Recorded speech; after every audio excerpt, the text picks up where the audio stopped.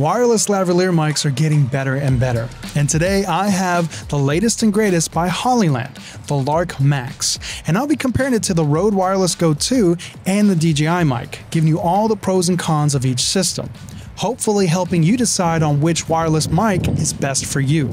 Let's dive in.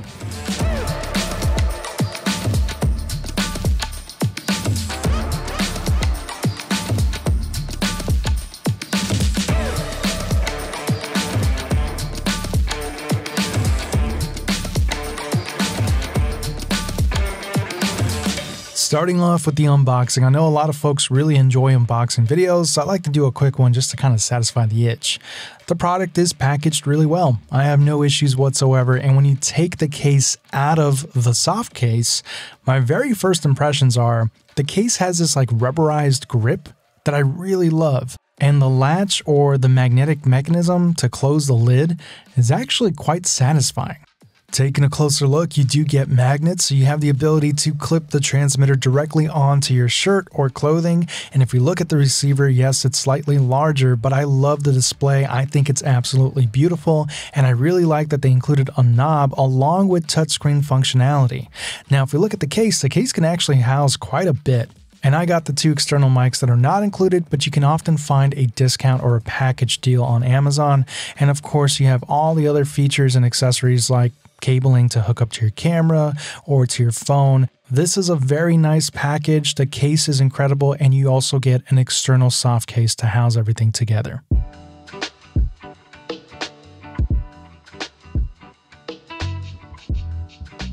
If we take a look at what's included with DJI, it's actually quite similar. DJI substituted a soft case for a pouch, but they do have a rechargeable case that houses all the units. I was actually quite surprised to find out that DJI wasn't the first one to come up with the case idea. That was actually Hollyland. So Hollyland gets points for coming up with the rechargeable case first. And DJI also has an onboard display screen that's also beautiful but slightly smaller, and that's sort of the theme with DJI. Everything's just smaller, a bit more compact, and well organized. And taking a look at Rode, everything is sort of chaotically organized, but the units themselves are quite good, and the sound quality is also very good, which we'll see later on. You do have a display, but it's not touchscreen, and it's quite small. Now, I did want to compare everything side to side just to give you an idea of how the units are similar and different. The Hollyland and DJI are very similar, but I think Hollyland does a really good job with their onboard controls. There's a lot of buttons and functionality, and I like that. Also, the mic capsules on the Hollyland seem to be larger, which is good at reducing that unwanted distortion that lavalier mics have. And if we take a look at the cases, this is where I think DJI really shines.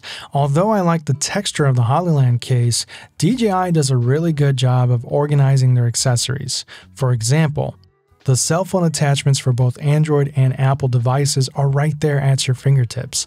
I like that. I like that they're very considerate.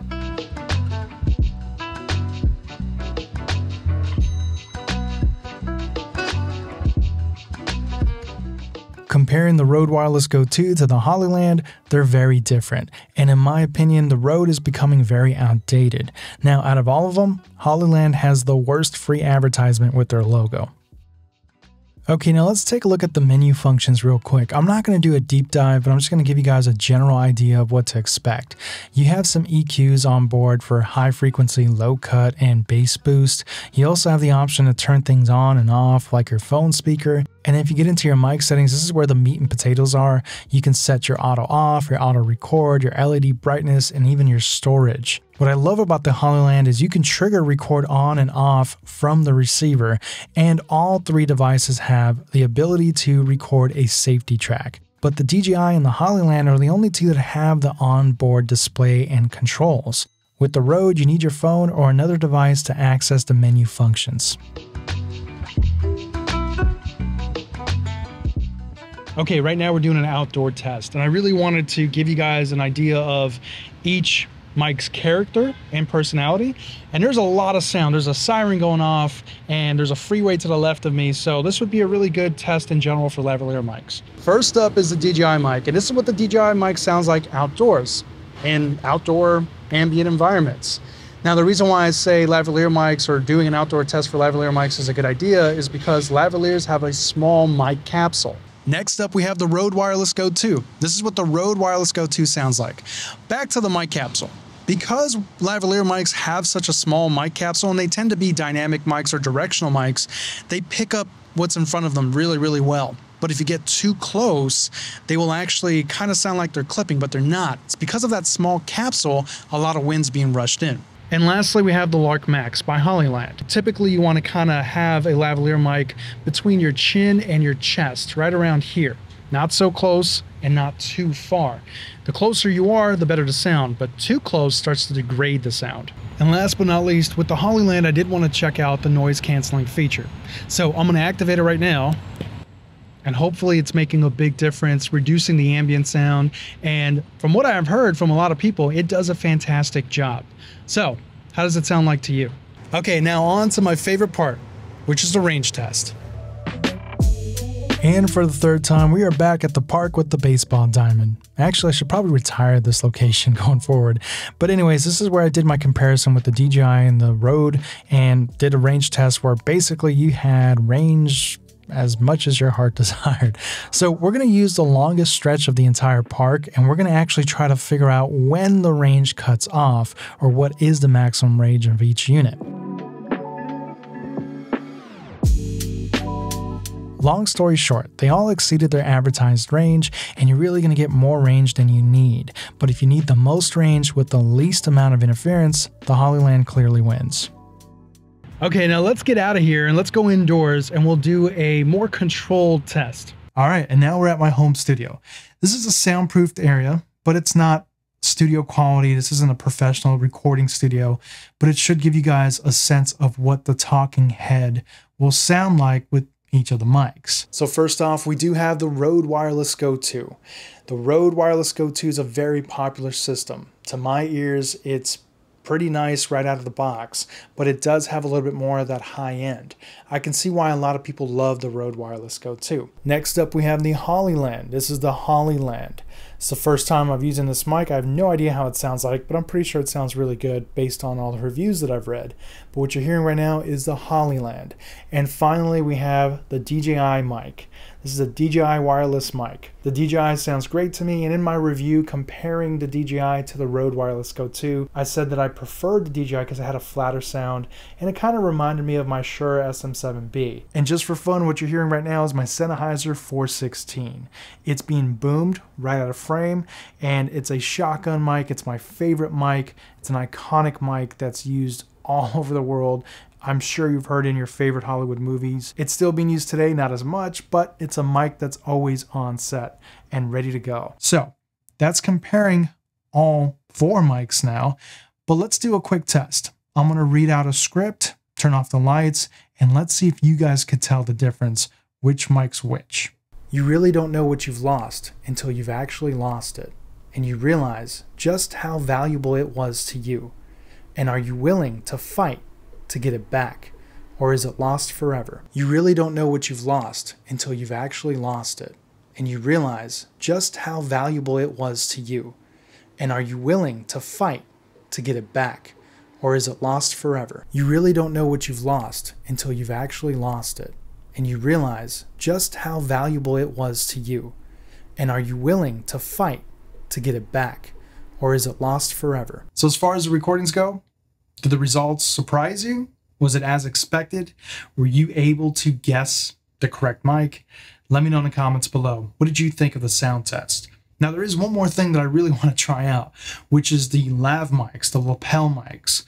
So DJI, I don't have the dedicated DJI mic. I don't even know if they sell one or not. But for the Hollyland and the Rode Wireless Go 2, I have those. So let's test those out real quick. And let's see if there's a quality difference. Okay, so first up, we do have the Rode external lapel mic. I've had this for a really long time. It does not come with the Rode Wireless Go 2. You do have to buy it separately. And I believe this is the older model. I've never had any issues with this mic. I always thought it sounded very good.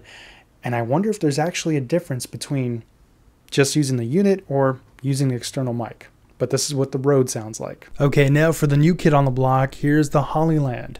And these are also not included, although sometimes there's some deals on Amazon where if you buy the Hollyland mic system, you do get the lapel mics or the external mics included. This is what this guy sounds like. I don't know if it sounds any different than straight out the body of the transmitter, or if it's increasing the quality in any way or shaping the audio. And just for giggles, I wanted to try out the noise canceling feature. So let's turn that on right now. You get a little light that indicates that you're doing that.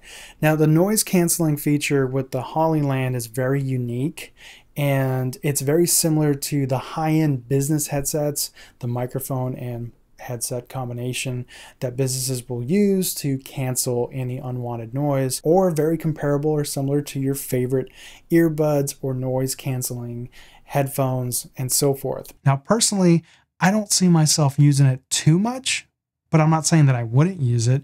I generally like to get the best audio from the mic and then in post do what I got to do to make it even better. So I don't like things that are baked in, is what I'm trying to say. However, if I had a very quick turnaround and I didn't have time to edit and post, I would definitely use this noise canceling feature. Okay, now let's head outside and I'll give you guys my final thoughts. Okay, so what do I think about each system? Well, honestly, I want to start off by saying that they're all great systems.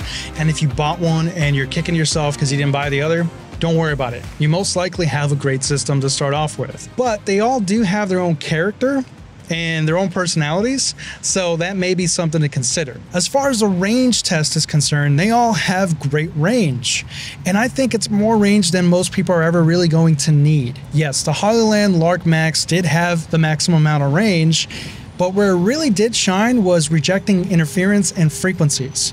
I didn't do an on-camera test, and if you are looking for a detailed test, Make Art Now, I'm sure you guys have heard of him, did a wonderful job of testing out the frequencies and the interference, the radio interference, and how well all three systems did. What I do wish manufacturers will do is implement Bluetooth in the next iteration of these, so we can pair our favorite Bluetooth headphones, whether it's AirPods or whatever, and then we can monitor audio wirelessly. Now, it might affect range, but I think it's a good trade-off. So the Rode Wireless Go 2 has a bit more of a processed sound right out of the box, and a lot of people really like that. It has a little bit more high-end frequency. Now, I know that Rode came out with the Rode Wireless Pro. I don't have one to test out. I wish I did, but I know that one comes with time code and 32-bit float, and if that's important to you, then by all means, consider that. Overall, I think the Rode Wireless Go 2 is a bit dated, and I kind of get frustrated with the lack of on-screen controls and having a case and the organization. Now, I know that the new one comes with a charging case, but I still think it's a long way out when compared to DJI and Hollyland, and the DJI really being king in that category. I think the Rode has a good sound, and if you do own it and you're happy with the sound, you may be just fine. But if you want to update because of organization and just having better range and a flatter sound, then maybe you should consider the next one, which is the DJI Mic. The DJI Mic by far is probably the best package, overall package, because it does a really good job of organizing things and giving you exactly what you need. It also has a pretty flat sound that's easy to EQ and great range. Now, the DJI seems to be catering to both the content creator and the semi-pro or the videographer. So if you're a YouTuber, a TikToker, an Instagrammer, the DJI is probably the better choice for you. I know that DJI had some issues with reliability and sound quality and phasing with like external lavalier mics, but I think all of that has been fixed with the latest firmware. I never experienced any issues and it's been really reliable. And finally, the Hollyland, the Lark Max. I really love the sound quality coming from this system, and I think it's my new favorite sound. It definitely reminds me of that studio sound. It's a lot flatter, a lot easier to EQ, and it just gives great results. I also love that they included the noise canceling feature. Even though I probably won't use it as often as others would, I still think it's a great feature to have, and it definitely works and comes in handy. Now, Hollyland does a great job of organization. Not as good as the DJI, but it's somewhere in the middle between DJI and the Rode, but way better than the Rode. The Hollyland Lark Max seems to be catering to the semi-professional professional, and because of its rejection of interference and radio interference and just overall being really reliable, I think it's intended to be used on a studio or in a production environment where there's a lot going on. So the Hollyland definitely seems to be the more pro version. If maximum range is really important to you, radio interference and getting that studio quality sound that's a lot flatter, then the Hollyland is probably the best mic for you. And honestly, each system's going to sound wonderful once they're EQ'd. It's really all personality and their own little flavor that's going to tip the scale. That's it for me, guys. I hope you found this video informative, and I will catch you on the next one. Take care, everybody.